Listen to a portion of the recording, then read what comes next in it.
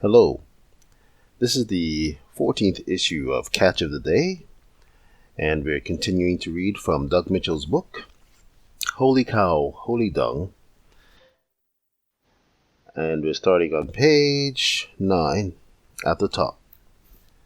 Not so, though, with the vast majority of Jews, their pride of opinion forbidding them to forego their errors and to embrace advancing truth led them deeper into error. Answer, Book 2, page 78. And thus they brought upon themselves spiritual constipation. The experience of the prophets speaking private opinions on subjects closely related to, but not in direct current relation to the event they were actually going through could seem like a total waste, which is what some people consider dung. Something to be passed off, but just as misunderstood or partially revealed, truths may have a good effect, so likewise may the unabsorbed portions of our spiritual food and the waste products, dung, passed off during the regeneration of the body. This then explains the meaning of the red heifer's dung being used as a part of her intercessory act.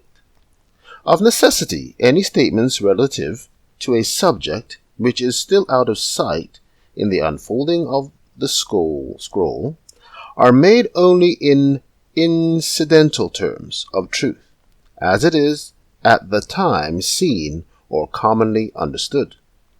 And if the common understanding of these incidental statements be wrong, the writer cannot be held responsible for that which he has borrowed from others or seen but very dimly and therefore expressed very indefinitely. For example, in the Christ day, the doctrine of the conscious state of existence between death and the resurrection was held by many of those who were listening to Christ's words. The Savior knew of their ideas, and he framed his parable so as to inculcate important truths through these preconceived opinions. He held up before his hearers a mirror wherein they might see themselves in their true relation to God. He used the prevailing opinion to convey the idea he wished to make prominent to all. Christ Object Lessons, page 263. This circumstance is natural and common to every writer treating of present truth, beginning with the Old Testament writers and continuing ever since, and will thus be until every component part of the truth is made known. Answer to Book 2, page 78 and 79.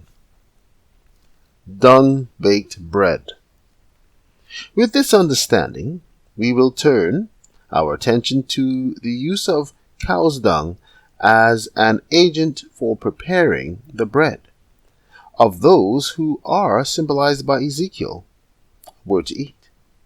What we are concerned with here is how the truth has been fed during the stated time period has been affected by either cow's dung or man's dung.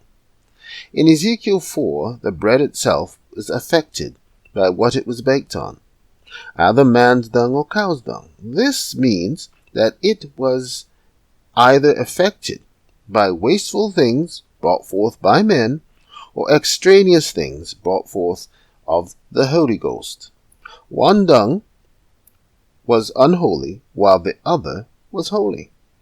Simply stated, the dung that cometh out of a man is representative of private opinions and theories of men which polluted the pure doctrines, 6 grains, that were being restored during the Protestant Reformation, the 430 years during which the Church was being punished for the sins that caused her falling away, as well as those which caused her to remain in an undone and confusing state, being divided.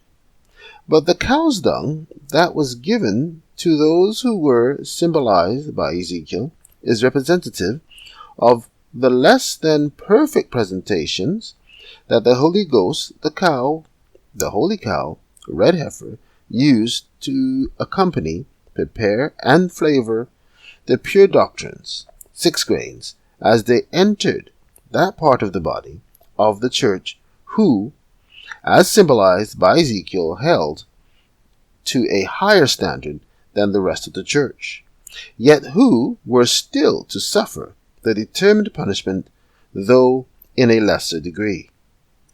That the Holy Ghost was to bring such things to be is also related in Isaiah 28, 9-13. They also have erred through wine, and through strong drink are out of the priest, and the prophet have erred through strong drink. They are swallowed up of wine. They are out of the way through strong drink. They err in vision. They stumble in judgment. For all tables are full of vomit and filthiness, so that there is no place clean.